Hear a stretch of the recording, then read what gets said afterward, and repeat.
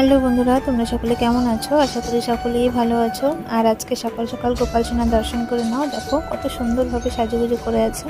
গোপাল সোনাকে সকলে রাধে রাধে বলে দিও। আর দিদা সকাল সকাল পুজো করে নিয়েছে। দেখো কত সুন্দর করে পুজো করেছে, দেখতে কত সুন্দর লাগছে না? তো দিদা এদিকে পুজো করছিল, তো আমি সকালে উঠে একটু, সকালে বলতে কটা বাজে তখন 10টা 11টা হবে। তো আমি এদিকে সোয়াবিন রান্না করছিলাম।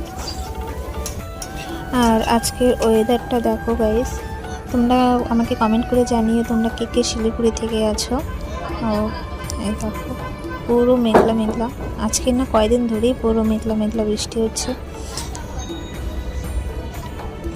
মার এখানটায় কত সুন্দর দেখো গাছপালায় ভরা। আর ওম দেখছিল বাইরে যে বৃষ্টি পড়ছিল 2-1 ফোঁটা করে।